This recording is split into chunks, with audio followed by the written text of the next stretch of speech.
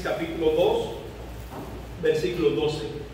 Y escribe al ángel de la iglesia en Pérgamo: el que tiene la espada aguda de dos filos dice esto: yo conozco tus obras y donde moras, donde está el trono de Satanás. Pero retienes mi nombre y no has negado mi fe, ni aun en los días en que Antipas, mi testigo fiel, fue muerto entre vosotros, donde mora Satanás. Pero tengo unas pocas cosas contra ti, que tienes ahí a los que retienen la doctrina de Balaam, que enseñaba a Balac a poner tropiezo ante los hijos de Israel, a comer de cosas sacrificadas a los ídolos y a cometer fornicación. Y también tienes a los que retienen la doctrina de los nicolaitas, la que yo aborrezco. Por tanto, arrepiéntete, pues si no vendré a ti pronto y pelearé contra ellos con la espada de mi boca. El que tiene oído, oiga lo que el Espíritu dice a las iglesias: al que venciere, le haré a comer del maná escondido y le daré una piedrecita blanca, y en la piedrecita escribe un nombre nuevo, el cual ninguno conoce sino aquel que lo recibe. Les invito a orar a nuestro Dios. Padre, gracias por tu amor. Gracias, Señor, por tu palabra. Gracias, oh Dios, por este maravilloso tiempo que nos permites de poder honrar tu nombre en tu casa. Rogamos también que nos hables a través de tu bendita palabra, Señor, en el nombre de Cristo Jesús. Amén y amén. Hoy continuamos con la serie expositiva de las iglesias, ¿verdad? El mensaje a las iglesias. Y después de haber visto anteriormente a las dos primeras iglesias y sus mensajes, de acuerdo a la iglesia de Éfeso, cómo habían dejado el primer amor, de acuerdo a las cosas que estaban haciendo. Vimos también la iglesia de Esmirna, de cómo el Señor le da un mandato de ser fiel hasta la muerte. Hoy queremos hablar bajo el título Aléjate de los falsos maestros. Y es el mensaje que se le da a la iglesia de Pérgamo: aléjate de los falsos maestros. Y quiero hablar rápidamente de algunos datos introductorios a Pérgamo para entender cuál era el contexto de esa iglesia y cómo ellos recibieron esta carta y qué similitudes estaba dándole el Señor con su contexto. De hecho, cuando se habla de Pérgamo, se habla de una ciudad muy antigua de Misia, muy importante en la provincia de Asia. Pérgamo significa, según algunos diccionarios, el matrimonio mixto. Es la idea que trae. Ahora, históricamente, los días de gloria de esta ciudad empezaron bajo un señor llamado Atalo I, ¿verdad? Cerca del 241 antes de Jesucristo, quien combatió este personaje a los romanos, aunque después le entregaron a Roma, ¿verdad?, toda la ciudad. Ahora, algo importante que había en Pérgamo es que aquí se encontraba una biblioteca que tenía unos 200.000 volúmenes. Hoy nosotros, cuando hablamos de bibliotecas y cuando vemos la connotación que puede tener, quizás algunos no son muy amantes de la lectura, otros no son muy amantes de visitar estos lugares, pero en la antigüedad, como también hoy, pero sobre todo en la antigüedad, la postura académica de una ciudad y la cuestión de la preparación de una ciudad tenía mucho que ver con la biblioteca que pudiera haber aquí. De hecho, en el primer siglo no había muchas bibliotecas, y algo que pasaba con Pérgamo es que tiene una biblioteca enorme que solamente la biblioteca de Alejandría en Egipto le superaba y había competencia. Era como dos ciudades en cuestiones de las cosas, de los avances de la ciencia, que discutían, ¿verdad?, sobre quién podía tener más cultura. De hecho, sabemos que el pergamino, la palabra pergamino, surge de esta ciudad de Pérgamo. Y si vamos a la historia, o más bien según una leyenda, se cuenta que las personas de Alejandría no le dieron, ¿verdad?, no le dieron la oportunidad a esta ciudad de que tuvieran aquellos papiros, y por eso entonces en Pérgamo decidieron desarrollar los pergaminos, que eran en pieles de animales, ¿verdad? Las preparaban en el cuero y ahí escribían, e incluso duraban más, pero era muy costoso. Así que si alguien hablaba de Pérgamo, era una ciudad también próspera, era una ciudad sumamente idólatra. De hecho, aquí se va a encontrar en esa ciudad también templos al emperador, templos a Zeus, templo a Atenas, que esta es considerada la diosa griega de la guerra, Atenas o Atenea, ¿verdad? Y también tenían templos a Dionisio, que es el dios del vino, es el dios de las fiestas y las parrandas. Había un templo que era para ese dios, y ahí se iban y se prostituían y hacían toda serie de orgías. Y también estaba, por supuesto, el templo al dios Asclepio, que era el dios de la medicina. Según la historia, se cuenta que Galeno, el médico, el conocido, ¿verdad?, en medio de las áreas de la medicina, tan conocido hoy, Galeno se cuenta que estudió en Pérgamo.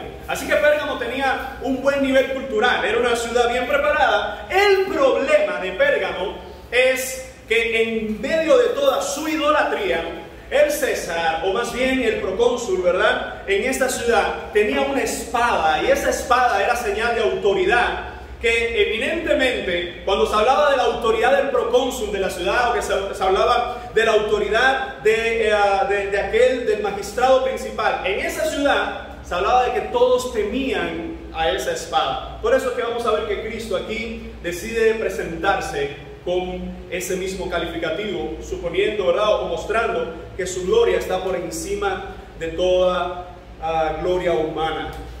De todas las iglesias ubicadas en las 7 ciudades que vemos en Apocalipsis, en estos mensajes, Pérgamo es la que posiblemente tenía un choque más frontal y un ataque más directo contra los romanos. ¿Por qué razón?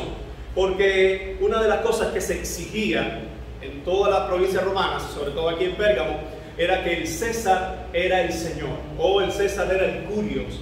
Y en medio de esas peticiones, ustedes saben, los cristianos tenían que decir o Cristo es Señor o César es Señor, pero no podían mencionar las dos. Quiero hablar del bosquejo, el cual voy a estar desarrollando. Lo he dividido en 4 partes. La primera parte de esa carta veremos el remitente y el destinatario. En segundo lugar, vamos a ver un reconocimiento positivo a esta iglesia. En tercer lugar, vamos a ver una acusación directa, algo que estaba mal en medio de ellos. Y por último, veremos la advertencia y la promesa que el Señor le da a esta su iglesia. Así que, una vez más, titulamos esta predicación Aléjate de los falsos maestros. Hoy estamos viendo gran influencia de que muchas personas le encantan ver predicaciones, cortos, videos, no sé qué. Y no hay problema en ver nada de eso. El problema está cuando no sabemos diferenciar de un falso maestro a alguien que está hablando la palabra de Dios. Y hoy, tristemente, estamos llenos de falsos maestros, como Pérgamo en su momento. Hablemos entonces en primer lugar del remitente y el destinatario. ¿Quién es el destinatario de esta carta? Cuando lo vemos al principio del verso 12, y escribe al ángel de la iglesia en Pérgamo. Es decir, que se le está escribiendo, posiblemente, como hemos hablado, al pastor de esa iglesia, que era el encargado de tomar el mensaje y llevarlo a toda la congregación. Dice, el que tiene la espada aguda de 2 filos dice esto. Ahora es el remitente. Fíjense cómo Cristo en otras cartas se presenta con otros calificativos, y a esta ciudad que teme sobre todo, a ese procónsul que tiene la espada por encima de toda la ciudad y que se presenta como la autoridad en Pérgamo, Cristo ahora decide usar su presentación de esta manera. El que tiene la espada aguda de 2 filos dice esto. Evidentemente el Señor se presenta, puede haber una autoridad humana, puede haber un gobierno humano, puede haber un emperador, puede haber un rey, pero por encima de toda autoridad humana, ¿está cuál? Está la del Rey de Reyes y Señor de Señores. Por encima de todo gobierno, por encima de todo magistrado, entendamos que Cristo se presenta. De hecho, hay una traducción que es bastante literal, que dice, el que tiene la espada de doble filo, la afilada. Cristo, mientras todos en Pérgamo tenían la idea de que había un magistrado con una espada de autoridad, Cristo dice, no. Se les va a presentar a usted el que tiene la espada de toda la autoridad. Hermanos, así hay muchas personas hoy que temen a la espada del hombre, que temen a la influencia de un hombre. Por eso es que cuando se habla de nuestra postura como iglesia de Cristo, nosotros siempre vamos a orar por nuestros gobernantes, pero nunca vamos a obedecer leyes, ni gobernantes, ni estatutos, ni decretos, ni constituciones, ni proyectos antifamilia que declaran en contra de Dios. Cuando se habla de obedecer a Dios o a los hombres, nuestra obediencia está sujeta a aquel que tiene la espada de doble filo. La espada del hombre quita la vida, pero la espada del Altísimo condena a la persona en el mismo infierno. Y de esa, algunos interesantemente le tienen más temor a la espada de los hombres, a la autoridad o a las leyes de los hombres, que a la que viene del mismo Dios. Así que Jesús se presenta como aquel que tiene en su mano el poder de la vida y la muerte. Jesús no solo se presenta como alguien que tiene una espada en su mano, sino como el dueño de los cielos y la tierra, que ante su autoridad no hay un cargo superior. ¿Te das cuenta cuando nosotros vemos esa introducción a la carta, podemos ver la enorme responsabilidad, en primer lugar, que tiene ese ángel de llevar el mensaje, ¿verdad?, a la iglesia, que como les he dicho varias veces, algunos creen que ese responsable de dar el mensaje a la iglesia era el pastor, y ese pastor tiene que llevar el mensaje tal y como Dios se lo ha dado. Por eso que el púlpito no puede ser para entretener a la gente. El púlpito no puede ser el lugar de los chistes donde la gente se siente bien. El púlpito es el lugar donde se predica el mensaje de Jesucristo. Y lo increíble del caso es que a veces algunos prefieren la película, la novela, el show, que la predicación del evangelio. Hermanos, una de las cosas que ha hecho esta pandemia es que ha zarandeado la iglesia universal. Y en ese zarandeo todavía permanece el remanente, el fiel, el que confía en Cristo, aquel que está sujeto al que tiene la espada de dos filos en su mano. ¿Alguien dice amén? Veamos entonces en segundo lugar el reconocimiento positivo. Es decir, en el verso 13 vamos a ver cómo el Señor le va a reconocer algo muy bueno que tenía esa iglesia. Yo conozco tus obras y donde moras, donde está el trono de Satanás. La palabra ahí de Jesús cuando dice yo conozco es la misma palabra que refiere a otras iglesias de hablar yo sé con todo acerca de ti. No hay nada en nuestras vidas que pueda sorprender a Dios. No hay nada en nuestras vidas que Dios no conozca. Incluso áreas de nuestra vida que todavía nosotros no entendemos o todavía nosotros no hemos desarrollado. Porque usted sabe que el hombre cambia de acuerdo a las circunstancias y el hombre se va desarrollando y formando, ¿verdad? Y forjando el carácter de acuerdo a lo que le rodea. Aún así, Dios sabe todo de nuestras vidas. ¿Te has dado cuenta que Dios te conoce tal y cual eres?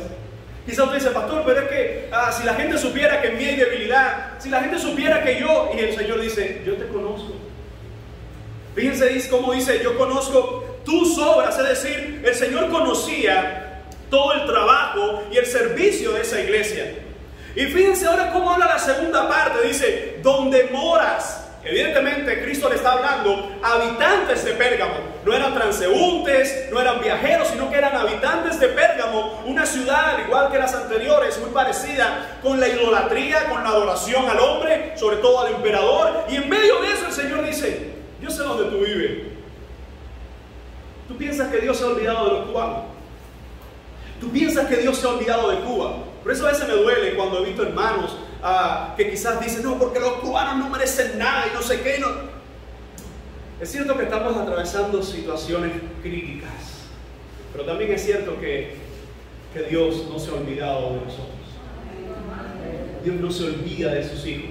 Independientemente que estemos en una sociedad perversa, que quiera aprobar leyes pecaminosas, que sus líderes no reconozcan a Cristo y den rienda suelta y lugares espaciosos a la religión afrocubana y que quieran traer más maldición. Independientemente de todo eso, Cuba no está olvidada, porque hay un remanente, hay una iglesia que dobla rodilla, que no se humilla delante del César, sino que se humilla delante de Dios. Y en medio de eso, el Señor le estaba diciendo a Pérgamo, yo te conozco, yo sé dónde tú vives. Quizás alguien en Pérgamo decía, Señor, mira la miseria, mira la idolatría de mi ciudad. Hay un sentimiento que muchos cubanos hemos tenido en esta pandemia, entre muchas cosas. Pero es que cuando hemos visto una película, cuando hemos visto una foto, una imagen de otro país, yo les confieso, uno dice, Señor, ¿y cuándo nosotros vamos a tener algo así? ¿Cuándo vamos a salir de toda esta crisis, de todo? Pero ¿saben qué? No dejemos que ese sentimiento o que esa vista nos haga olvidar que el Señor sabe dónde vivimos. El Señor conoce nuestras crisis, el Señor conoce nuestras necesidades, y en medio de todo esto el Señor dice, yo te conozco, sé dónde moras. Y donde moraban los habitantes de Pérgamo, mire dónde era, Señor, según el mismo Cristo, donde está el trono de Satanás. Dios mío. Cuando la palabra del Señor dice donde vive Satanás, si vemos el texto, lo que está diciendo, yo sé dónde tú vives donde mismo vive Satanás. La palabra trono aparece 42 veces en Apocalipsis. Si usted la busca, la palabra trono aparece 42 veces en este hermoso libro. 40 se refieren al trono de Dios y solo 2 al trono de Satanás y la bestia. En otras palabras, no es Satanás el quien está en control. Cada vez que encontramos ese término trono, de las 42 veces, 40 de ellas está hablando de que Dios está en el trono. A pesar de que Satanás puede tener ciertas permisiones, a pesar de que el diablo puede tener, ¿verdad?, cierta autoridad sobre naciones, sobre reinos, sobre aquellas autoridades humanas que le han abierto las puertas y han hecho pacto con él, o que simplemente no tienen a Dios, y al no tener a Dios, Satanás puede tomar el control de ellos también. Los habitantes de Pérgamos estaban viviendo bajo esta premisa que en Pérgamo se encontraba el trono de Satanás. La pregunta es, ¿qué significaría el trono de Satanás? Quiero hablarle de lo que la mayoría de los comentaristas creen y al final le voy a decir qué pienso sobre lo que era el trono de Satanás. Algunos creen que Pérgamo, al ser un centro de religión pagana, se hablaba de que era el trono de Satanás. Otros, que para el viajero que llegaba del este, la Acrópolis tenía el aspecto de un trono, la ciudad. Otros creen que el altar de Zeus Salvador, es decir, el dios principal de los griegos, parecía como un trono. Otros creen que era porque el dios Asclepio, el dios de la medicina griega, ¿verdad?, tenía ahí, se identificaba con una serpiente, y la serpiente siendo en algunas ocasiones representación del diablo, pues entonces algunos creen que esa era la idea de que era el trono de Satanás. Y otros creen de que Pérgamo era el centro del culto al emperador. Y al ser el centro del culto, en otras ciudades también se adoraba al emperador, pero en Pérgamo era el centro de toda adoración. En base a esto, yo creo que la atención está centrada en que Satanás es quien engaña. Y mientras hablamos de que los cristianos se negaban a reconocer a César como Señor, una de las cosas que ocurría en Pérgamo era involucrando todas estas cosas gráficas de una ciudad idólatra, una ciudad donde parecía incluso en su estructura un trono, pero sobre todo una ciudad donde la gente tenía que decir que César era el dueño del trono. Y si decía lo contrario, te arrancaban la cabeza o te podía quitar muchos beneficios y muchas cosas. La idea es que en Pérgamo, una de las frases que se tenía que asumir al César era César es Curios, o en latín era César es Dominus et Deus, César es Señor y Dios. Y en medio de esa influencia perversa, ¿quién estaba detrás de todo eso? Era el mismísimo Satanás. Por eso consideramos que cuando se habla en este texto de que Antipas fue llevado a muerte, de que el mismo Juan está siendo expulsado y puesto allá en una isla, nosotros vamos a ver, hermanos, que la intendencia, ¿verdad?, o la idea de que yo sé que tú moras en el trono de Satanás, está haciendo referencia a cómo el mismo Satanás tenía un control total de aquella ciudad, independientemente de que no era un trono físico, pero sí era un trono espiritual que se podía ver tanto en el templo de Zeus, en el templo de Asclepio, en el templo del emperador, porque adoraban a esos dioses. Y una de las palabras que se refiere aquí es: yo sé que tú vives donde posiblemente está la influencia más terrible del diablo en control con el hombre. Pérgamo se las traía. Algunos consideraban que Pérgamo era la casa del diablo, pero ¿sabes algo? Que a pesar de que en Pérgamo estaba el trono de Satanás, en Pérgamo había una iglesia que creía en el Dios que está por encima de todos los tronos.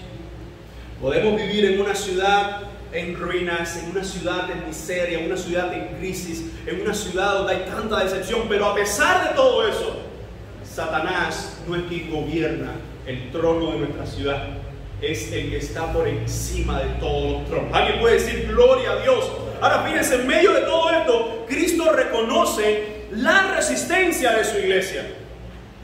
Cuando dice: pero retienes mi nombre y no has negado mi fe, ni aun en los días en que Antipas, mi testigo fiel, fue muerto entre vosotros, donde mora Satanás, y lo vuelve a repetir. A pesar de las adversidades de esta iglesia, el Señor le dice: pero retienes mi nombre.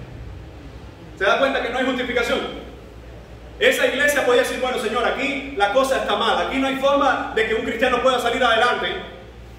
Dice: a pesar de todo lo que estás viviendo, a pesar de todo lo que estás enfrentando, aún así retienes mi nombre. Dice: retienes mi nombre Dice, y no has negado mi fe. Ese elogio incluye que el Señor conocía que aquella iglesia, a pesar de todo lo que estaba viviendo, todavía decía, Señor, quiero serte fiel. Señor, quiero seguir siendo fiel a tu palabra. Señor, quiero seguir proclamando que Cristo es Señor y no el César. Hace algunos días le comentaba que es probable que lleguemos a un tiempo donde ser cristiano nos cueste muchas cosas. Hace años pasamos por eso, aquellos que recuerdan y que lo vivieron, donde ser cristiano te costaba una carrera, donde ser cristiano te costaba un centro de trabajo. Con las leyes que se están gestando, lo tengo que repetir, con las leyes que se están promoviendo de anteproyectos, de matrimonios homosexuales, de adopción por parejas homosexuales, de vientres de alquiler, de todas las perversiones que se están promoviendo en ese proyecto que habla por ahí, que un día te van a avisar y tú ni sabes lo que tienes que decir. En todas esas leyes, ser cristiano no está concebido, porque es la iglesia la única que se mantiene diciendo, Dios creó un hombre y una mujer, y ese es el matrimonio bajo cualquier concepto. No hay ley o no hay derecho que la gente ame como le dé la gana. Eso no existe. La ley del amor, la que viene de Dios, es que amemos como Él nos ha amado. Y que amemos en el parámetro o en las medidas que Dios nos ha dado para amar. Si no, es libertinaje y es pecado. Y en base a eso, Cristo le dice a aquella iglesia, a pesar de que Satanás tiene ahí su centro principal de operaciones diabólicas, a pesar de eso todavía retienen mi nombre. Y esa idea de retener el nombre, pienso como que aquellos cristianos en Pérgamo decían, cada mañana cuando se levantaban, cualquier soldado le podía parar o cualquier situación se le podía presentar, donde alguien le dijera, ¿quién es el Señor? Y ese podía ser su último día. ¿Qué pasaría si en nuestra nación la iglesia fuera perseguida? Escúchenme, porque es necesario entender que más importante que la cola del pollo y que la necesidad que tenemos es darnos cuenta de lo que espiritualmente está pasando en la nación. Si usted no ha visto la televisión estos días, el hermano Lázaro hizo una llamada ahí que fue providencial, porque gracias a esa llamada pude ver un programa y pude hacer un escrito que muchos después lo compartieron. Se ofendió terriblemente a la iglesia cubana. Nos ofendieron terriblemente. Si usted no lo vio, bueno, se ofendió. Se nos dijo desde retrógrados, misógenos, arcaicos, fundamentalistas, de todo lo que se podía decir. Y después, un personaje ahí empezó a hablar, no, porque la Biblia muestra que Dios es amor, la ley del amor. ¿Quién dijo que uno puede ir por esos bíblicos, por esos argumentos bíblicos? Eso está desactualizado. No es el Dios de la Biblia, es un Dios histórico. Dice, hermano, y nadie se ha parado a decir por la televisión, disculpen, porque son casi 2 millones de cristianos cubanos en Cuba. Somos un poco más del 10%. Entonces, si nosotros vemos esto y estamos viendo que ya es una incisión, ya es un ataque directo a la iglesia y nadie dice nada, aún así hay que retener el nombre de Cristo. Aún así como los creyentes de Pérgamo dicen, sé que retienes mi nombre y no has negado mi fe. ¿Qué vas a hacer cuando tengas que decidir? No por ti, sino por la educación de tus hijos y la fidelidad a Jesucristo. Ahí es donde hay que como decían los viejos, hay que apretarse el cinto y decir, mira, que se me queda analfabeto, pero yo y mi casa serviremos al Señor. Amén. Hermano, estamos viviendo tiempo donde la ignorancia está gobernando de tal manera que muchos creyentes todavía no tienen idea de lo que trae esas leyes para la familia. Y muchos dicen, no, porque son leyes de amor, porque no, hermano, el pecado es pecado como quiera que lo nombres. Entonces, en medio de esto, Jesús le dice a aquella iglesia, sé que estás en uno de los peores lugares de Asia, pero aún así retienes mi nombre. Qué maravillosa palabra que el Señor nos pueda decir hoy a nosotros, cubanos. Sé que estás en un lugar de lo más tremendo que hoy está viviendo en Latinoamérica, pero aún retienes mi nombre. Todavía hay una iglesia que dice, Señor, yo y mi casa te serviremos. Alguien dice amén a su palabra. Ahora fíjense cómo el Señor dice, conozco que todavía guardas mi nombre. Dice, y aún en los días en que Antipas, mi testigo fiel, fue muerto entre vosotros. Y vuelvo a repetir, donde mora Satanás. La última parte del texto, cuando dice, aún en los días de Antipas, no hay mucha argumentación de quién fue Antipas. No se conoce. Nosotros cuando hablamos de mártires, reconocemos como el primer mártir en el libro de Hechos a Esteban. Pero nadie sabe quién fue ese Antipas. Lo que sí se sabe por el texto, que fue un creyente fiel. Y fíjense, una cosa es lo que yo le estoy diciendo hoy. Cuando tengas que decidir por tu niño, cuando tengas que decidir por tu trabajo, cuando tengas que decidir por la prisión o Jesucristo. Y otra cosa es cuando tú te levantas en la mañana y se te enteraste. Dieron preso al pastor. ¿Te enteraste? Cogieron al diácono, cogieron a Juan y por ser cristiano se lo llevaron a golpe. ¿Te enteraste? Y cogieron a Lázaro. ¿Te enteraste? Que fulano fue a la escuela. ¿Te enteraste? Manuel fue a la escuela y ahí mismo se lo llevó la perseguidora y le quitó la custodia a los hijos. Usted se da cuenta que la persecución es simplemente el momento de fuego más grande. Y en medio de eso, el Señor le dice a la iglesia de Pérgamo, retuviste mi nombre. El Señor le dice a la iglesia de Pérgamo, fuiste fiel aún en los días de Antipas. Dice, mi testigo fiel. ¿Sabe quién es el otro que usa el calificativo de testigo fiel en Apocalipsis? Jesucristo. Es decir que cuando aquí mencionan a Antipas, no sabemos nada de él extra a lo que está aquí, pero con esta definición lo conocemos todo lo necesario. Fue alguien que se le dio el calificativo del mismo Señor Jesucristo, testigo fiel. La palabra testigo viene del griego mártires, que es un mártir fiel. Así que Antipas en Pérgamo era uno de esos que la iglesia podía decir, o decido ser como Antipas, o simplemente niego al Señor aquí mismo y ya tengo todos los beneficios del mundo. Qué miserable sería una vida donde se le da la espalda al Señor por los beneficios de este mundo que no van a durar más de 100 años, porque tú no vas a vivir más de 100 años. Y en ese aspecto nosotros vemos que la palabra del Señor dice, donde mora Satanás. El Señor Jesús reconoce a los creyentes de Pérgamo su fidelidad en medio de un ambiente hostil. Incluso aunque ese Antipas había perdido su vida, el Señor dice, aún así, en esos días sé que tú has retenido mi nombre. Aunque vamos a ver ahora más adelante que a pesar que los cristianos de Pérgamo, como le dije en los mensajes anteriores, si aquí se termina el mensaje a los creyentes en Pérgamo, gloria a Dios por esos creyentes. Pero había algo que también estaba mal. Usted se da cuenta que el Señor no deja pasar nada. Porque estés haciendo esto bien, no te voy a dejar. No, Señor, pero si yo me congrego, Señor, si yo ofrendo, Señor, si yo ayudo a la persona. Sí, pero aún así tienes esto en tu vida, está mal y eso hay que cambiarlo. El Señor no es que cosas buenas opacan las cosas malas, no. 1% de contaminación en la botella contamina el otro 99%. Y fíjense, vamos a ver entonces la acusación directa que el Señor le va a hacer a estos creyentes. Después de tanta fidelidad increíble, ¿verdad? Dice el verso 14, pero tengo unas pocas cosas contra ti. En primer lugar, cuando dice, pero tengo unas pocas cosas, significa que a pesar de la fidelidad que había mostrado en otras áreas, habían cosas que aunque fueran pocas, no dejaban de ser importantes.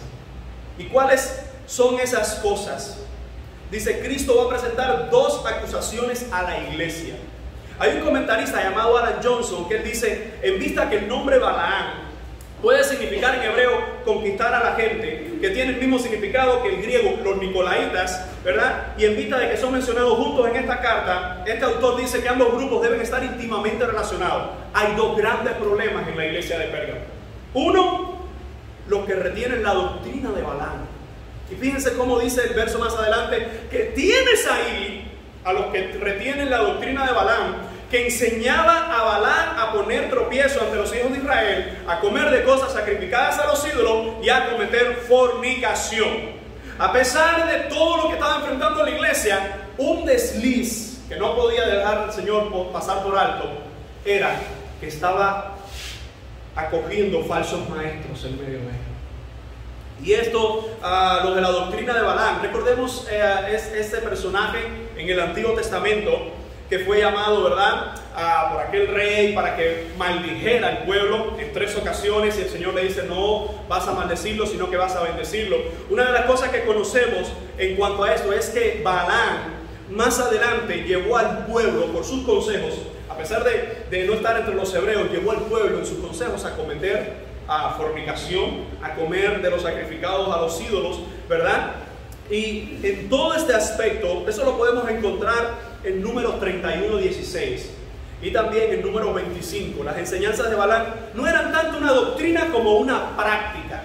Cuando alguien decía: ¿cuál es la doctrina de Balaam?, la gente hablaba de fornicación, de adulterio, ¿verdad? De comer cosas sacrificadas a los ídolos. Y en ese punto fue la doctrina de Balaam lo que hizo caer al pueblo del Señor en inmoralidad sexual con las moabitas. En Pérgamo, quienes seguían las enseñanzas de Balaam constituían una trampa para los seguidores de Cristo. ¿Ha escuchado usted esa famosa frase que dice: una papa podrida te echa a perder el saco? El problema que tenían los creyentes de Pérgamo es que estaban tratando de serle fiel a Dios por un área, pero empezaron a recibir aquellos falsos maestros que traían doctrinas, ¿verdad?, que en la práctica contradecían. Imagínense, Cristo es Señor. Ellos daban esa victoria, pero iban al templo, bueno, no tenían templo, iban a la casa donde se reunían, y ahí entonces uno de estos falsos maestros decía: la fornicación no es tan mala, caballero, podemos fornicar. Entonces Cristo reconoce las cosas buenas, pero a la vez dice: no, pero no le puedo dejar pasar esto. Tienen ahí a ese perverso o a esos perversos con esas doctrinas que contradicen las verdades de Dios. ¿Se ha dado cuenta que hace 15 años atrás, 10 años quizás nada más, en nuestra nación, a nadie se le ocurriría usar la Biblia para decir que Dios aprueba la homosexualidad? Y hoy, por la televisión, ponen a algunos supuestos maestros que usan la Biblia para decir que Dios aprueba la homosexualidad. Incluso hay hasta templos y congregaciones como la Comunidad Metropolitana, en La Habana, Matanzas, en diferentes lugares de Cuba. Entonces, ¿qué es lo que nos muestra eso? Hermano, que de acuerdo a lo que el hombre piensa, cree y vive de la Biblia, así es como somos delante de Dios. Pero si viene alguien que le quiere poner cosas a la Biblia o quitar cosas a la Biblia, añadir o malinterpretar, es un falso maestro. Y eso le estaba haciendo mucho daño a los creyentes en Pérgamo. De hecho, cuando nosotros vemos lo que Jesús le dice, los cristianos sabían que la ley de Dios les prohibía establecer relaciones sexuales extramatrimoniales. Estaban muy al tanto de las numerosas prostitutas en los recintos del templo. Imagínense, como hablamos de Esmirna, en Pérgamo era muy parecido, que los templos tenían prostitutas que se encargaban de decir: ¿quieres acercarte a la diosa o al dios no sé qué? Tienes que tener relaciones conmigo, y de paso deja un dinero, porque no es para el dios, es para las cosas del templo. ¿Usted se da cuenta que ese ministerio nunca ha dejado de existir? La institución de la mentira, del adulterio, fornicación. Y en ese punto, los cristianos en Pérgamo estaban, no podemos decir que estaban jugando con candela, ellos estaban dentro de la candela, porque dejaban que esos maestros se encargaran de dar esas falsas doctrinas a la congregación. La pregunta es: ¿cómo un cristiano puede diferenciar lo que es falso de lo que es genuino? ¿Cómo puedo yo saber lo que Dios dice de lo que Dios no ha dicho si yo no paso tiempo en su palabra? ¿Cómo yo puedo saber lo que Dios dice de lo que está diciendo un falso maestro si yo no tengo el discernimiento de saber? Pero la Biblia no dice eso, pero la Biblia no aprueba eso. El problema de Pérgamo: eran fieles ante las autoridades, pero internamente se estaban destruyendo. Porque los falsos maestros hay que alejarse de ellos. Los falsos maestros no es para hablar, para bueno, a ver, sí, yo lo veo, no. La falsa doctrina corrompe el alma y destruye la unidad de la iglesia, la vida cristiana. Ahora, ¿cuál era el otro grupo que había en esa iglesia también? Dice más adelante el texto: y también tienes a los que retienen la doctrina de los nicolaitas, la cual yo también aborrezco. Recuerda, en una iglesia anterior también estaba esa doctrina. Cuando se habla de las enseñanzas de los nicolaitas, una vez más, como en el verso 6 anterior, Jesús menciona ese grupo. Y aquí menciona que los habitantes de Pérgamo se practicaban los pecados de idolatría e inmoralidad sexual. Así que, una vez más, parece tener mucha relación la doctrina de los nicolaitas con la doctrina de Balaam, que era practicar fornicación, comer de los sacrificados a los ídolos. Y ojo con esto: Porque cuando la Biblia habla de esos sacrificados a los ídolos, incluso Pablo dedica a un capítulo a esto, cuando dice, mira, los ídolos no son nada. No preguntes de dónde viene por motivos de conciencia, ora, santifícalo y cómelo. Pero si al comer eso tu hermano te está mirando y eso es de tropiezo para tu hermano, entonces no lo hagas por él, por amor a él. Pero el problema no era ese con los cristianos de Pérgamo. El problema era que muchas de esas comidas se tenían que comer en el templo. Y ya saben lo que implicaba: prostitutas, comida, vino. Imagínense en el templo de Dionisio, el dios griego del vino, o el nombre romano era el dios Baco, del vino. La prostitución y todas las orgías que se formaban ahí. Por eso es que hombre con hombre, de lo que viniera, lo que pasara. Y al otro día, oye, fue una bendición. Fue tremendo aquello que el dios Baco nos hizo. ¿Se da cuenta dónde llegaba la perversión? Y en medio de eso, había cristianos que tenían a personas que practicaban eso y que en la iglesia estaban enseñando esas cosas. Que Dios nos libre. Que Dios nos libre, iglesia, de un día permitir que esas falsas enseñanzas y esos falsos maestros se paren en este lugar. La palabra del Señor nos enseña que los días empeorarán, que los tiempos son malos, que el deseo del corazón no está en buscar a Dios, está en hacer todo tipo de perversión. Y tanto es así que el hombre ha encontrado la forma de sustituir, porque antes era más bien la práctica de que o vienes a Dios o simplemente estás perdido. Hombres, por medio de la guianza, por supuesto, del engañador de las almas, ahora han encontrado la práctica: no, ven a Dios, pero ven con todos tus pecados. Si eres gay, no importa; si eres ladrón, no importa; si eres mentiroso, no importa. Dios no ve el pecado. Wow.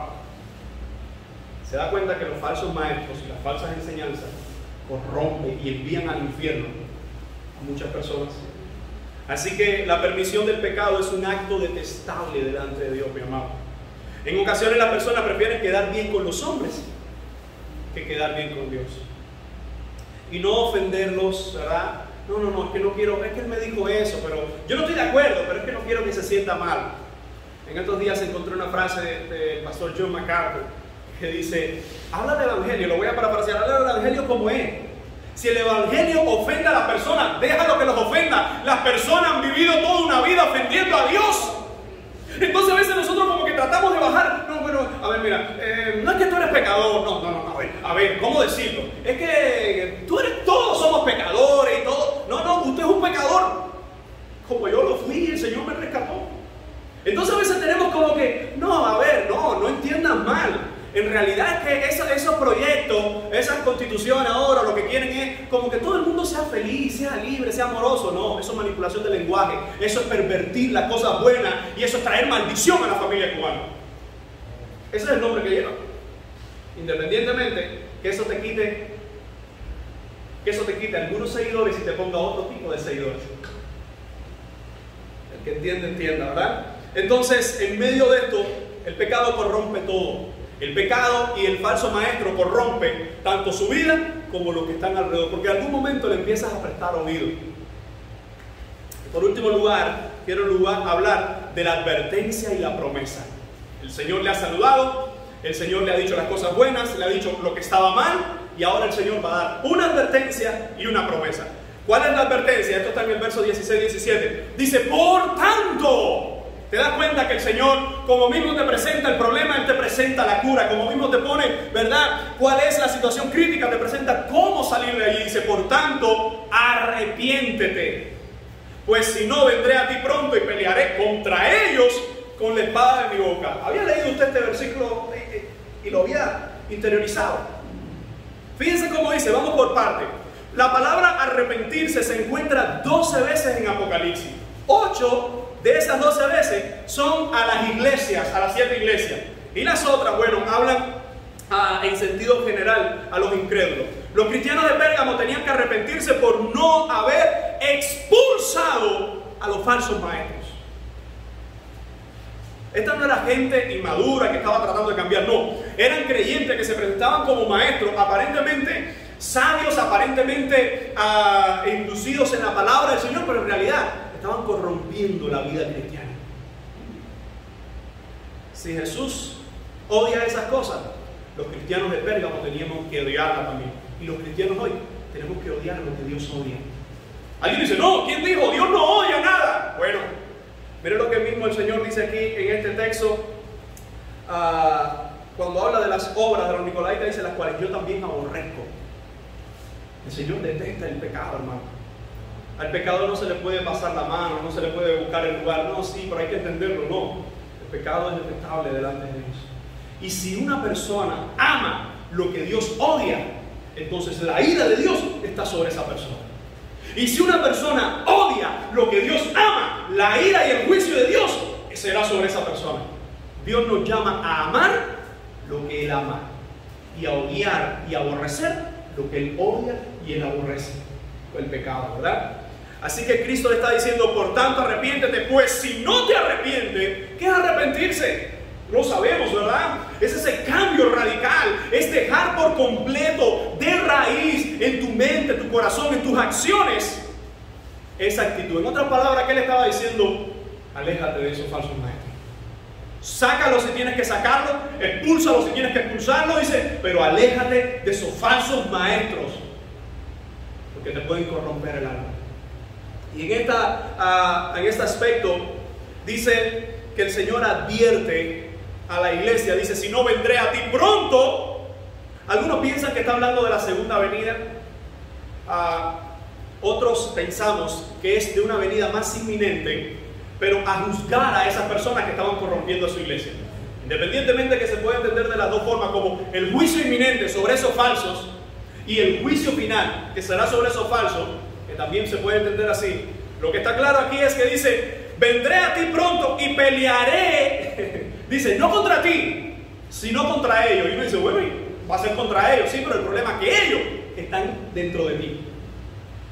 Es como que el Señor va a mandar su fuego. Dice, sácalos. Es mejor que los saques para que tú no tengas nada que ver con lo que yo voy a hacer con ellos. Por eso dice, vendré y pelearé contra ellos, dice, con la espada de mi boca. Recuerda que así mismo se presentó el Señor a esa iglesia, hablando, dice, con la autoridad. Es el Señor. Miren, hermano, si alguien ha escuchado alguna vez la frase, oye, es mejor tener cuidado con estas cosas, porque esto puede traer problemas. Con Dios no se juega. Hermanos, de Dios nadie se burla. Nadie puede burlarse de Dios y continuar ileso. Fíjense cómo el mismo Señor dice en este punto, ¿verdad? Que Él repudia, que Él detesta, ¿verdad? A todos aquellos que están viviendo de una forma contraria a su verdad. Y dice, en este punto, la promesa de esta iglesia es una de las cosas más hermosas. Después de dar una advertencia, es arrepiéntete, sácalos, aléjate de los falsos maestros. Ahora la promesa es maravillosa para nuestras vidas. ¿Por qué? ¿Qué dice? El que tiene oído, oiga lo que el Espíritu dice a las iglesias. Es la misma frase a las 7 iglesias. En otras palabras es, el que está escuchando esto, aplique esto a su vida. No se quiere, que, ay, qué bonito, que no solo lo escuche, sino que aplíquelo a su vida. Y miren ahora, qué hermosa verdad de parte del Señor. Dice, al que venciere. Nosotros no podemos vencer por nosotros mismos, eso lo sabemos. Cuando Cristo dice, al que venciere, ¿cómo podía vencer la iglesia de Pérgamo? Siéndole fiel al Señor y quitando esos falsos maestros y continuando la vida cristiana, fiel a Jesucristo.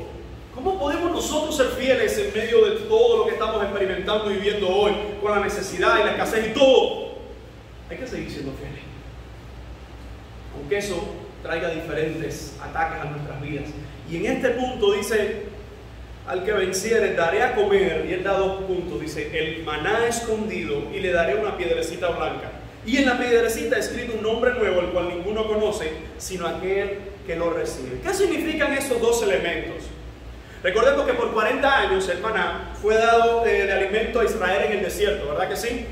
Hasta que el pueblo cruzó el Jordán y entró en Canaán. De hecho, vamos a ver que Dios dio instrucciones a Moisés para que colocara una vasija de maná en el arca del pacto. Es decir, había una porción de ese maná puesto en aquel arca para que el pueblo recordara cómo Dios había sido su sustento en los momentos de mayores crisis. Eso es algo que a veces se le olvida a algunos creyentes, que se nos olvida cómo Dios nos ha traído hasta aquí. Que se nos olvida, porque hoy la situación está difícil, se nos olvida que Dios nos sacó de todas las anteriores. ¿Tú crees que Dios no nos va a sacar de esto? ¿Tú crees que Dios no va a pelear por su iglesia también en esta? Entonces dice, la idea del maná, dice que quedó incluso oculto a la vista. En Éxodo 16 y Hebreos 9 vemos ese elemento. Hay un libro que es histórico, no es revelado, es histórico, que es el segundo libro de los Macabeos, que según la historia allí, se cuenta que en la destrucción del templo de Salomón, Jeremías ocultó en el tabernáculo el arca y el altar del incienso en una cueva en el monte Nebo y la selló. Eso es historia, eso no sabemos si puede ser cierto o no, pero lo que está claro es que nadie, después de la destrucción del templo en el Antiguo Testamento, jamás vio el arca. No sabemos dónde está aquel arca del pacto, dónde está el maná, pero ahora lo que nosotros vemos es que el Señor dice, le daré el maná escondido. Hoy los cristianos estamos viviendo de ese maná. Estamos viviendo de la providencia de Dios. Ahora, independientemente que hoy estamos experimentando esa providencia, la vamos a tener consumada después de la batalla final. Donde sabemos que hoy vivimos por el sustento, la gracia y la misericordia de Dios y su providencia. Cada día nos levantamos y podemos decir, podemos un día más, porque Dios sigue siendo nuestro sustento. Por eso el Señor dice, al que venciere le daré el maná escondido, es decir, aquello que se perdió y jamás el hombre ha visto, yo se lo doy una vez más, pero eso es solo para el que vence, no es para los cobardes. Jesús mismo es la representación de nuestro pan, de nuestro maná, de nuestro pan de vida. Ese pan de vida que es en realidad el alimento espiritual de nuestros corazones. Y cuando dice, y le daré una piedrecita blanca, el comentario del Nuevo Testamento, Simon J. Kistemaker, él presenta dos ideas importantes a tener en cuenta con esa piedrecita blanca. Él dice que el pectoral del sumo sacerdote tenía 12 piedras, cada una de las cuales tenía escrito el nombre de una tribu. Eso está en Éxodo 28-21. De igual modo, siempre está en presencia de Dios una piedra blanca con el nombre del creyente individual escrito en ella. Dice este autor que así parece tener referencia como el sacerdote tenía en su pecho y en sus sombreras las piedras, haciendo representación de que Dios llevaba, y eso me encanta esa idea, pero Dios lleva a sus tribus en el corazón. Y también dice este autor que la piedra puede ser una piedra preciosa, translúcida como el diamante, en la cual está escrito, y él menciona algo interesante, dice el nombre del mismo Cristo. Algunos han interpretado que si yo me llamo Ale, ahí me van a poner Gualberto, me van a poner Juan Emilio, me van a poner Ernesto, me van a poner Manuel. Manuel no. Pero la idea no es, en mi humilde opinión, no es que simplemente es un nombre físico, un nombre como nosotros lo entendemos, sino que es un punto de identidad con nuestro dueño. Incluso si leemos Apocalipsis y leemos el capítulo 3, el versículo 12 dice, y al que venciere lo haré en la columna del templo de mi Dios y nunca más saldrá de allí, y escribiré su nombre sobre él, el nombre de mi Dios y el nombre de la ciudad de mi Dios, la nueva Jerusalén, la cual desciende del cielo de mi Dios, y mi nombre nuevo. Cuando leemos Apocalipsis hay varios lugares donde, por ejemplo, en Apocalipsis 3:12, 14:1 y 22:4, donde el Señor escribirá en nuestras frentes su nombre. Y una última idea que nos hace recordar este punto de esa piedrecita blanca es que cuando dos hebreos querían hacer un pacto, ellos tomaban una especie de laja de piedra y la partían en dos. Si yo hacía un pacto con mi amigo, con Manuel, yo ponía mi nombre en mi piedra y él ponía su nombre en la suya y la intercambiábamos. Es decir, que mi piedra decía Manuel, el nombre de mi amigo. Y un día, el tiempo pasaba y queríamos reunirnos, o nos reuníamos, o teníamos alguna necesidad por algo, llegábamos y enseñábamos la piedra, o a la familia si el otro había fallecido. Y el enseñar a la piedra no era su nombre, no era el nombre de la persona, sino el nombre del amigo. Y era una identidad de que era un pacto para siempre, grabado en piedra. Pudiera ser que todas estas ideas, de una manera u otra, nos están recordando que esa piedrecita, lo que nos va a recordar es que nosotros le pertenecemos a Él. Es que ha sido el mismo Cristo que han hecho un pacto de sangre en la cruz del Calvario con nosotros de vida eterna. Pero recuerda, esto es para el que venciere. En ese punto, maravillosa promesa que enfatiza que los vencedores con Cristo tenemos la vida eterna como máxima recompensa, mostrando que nosotros somos pertenencia de Dios.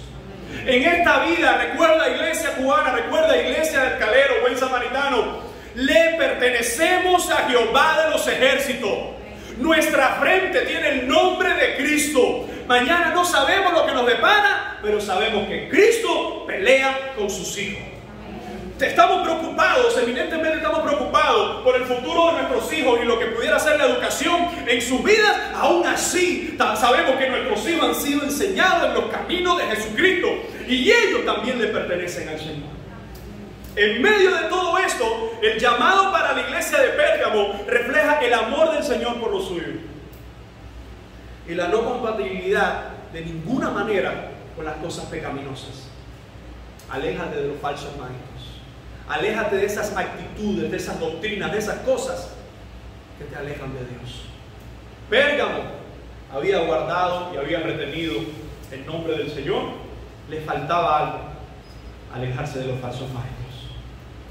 Vivamos nosotros de esa manera, iglesia. El llamado de Cristo hoy es: aléjate. Aléjate de esas cosas que sabes que Dios detesta. Les invito a orar. Padre, gracias por tu amor, gracias por tu misericordia y gracias por tu palabra. Estamos en tus manos, te bendecimos. Y al igual que Pérgamo, Señor, ayúdanos a retener tu nombre y a hacerte fiel. Y al igual que Pérgamo, Señor, ayúdanos a alejarnos de esas falsas doctrinas, de esos falsos maestros, de esas actitudes que tú detestas. En el nombre de Cristo Jesús, queremos pedirte y te pedimos con toda nuestra fuerza que nos ayudes por el poder y la gracia de Jesucristo, por el consuelo del Espíritu Santo, que nos dé fuerza cada día para pelear la batalla de la fe y vivir, Señor, agradando tu nombre. En el nombre de Cristo te damos gracias y te decimos amén y amén.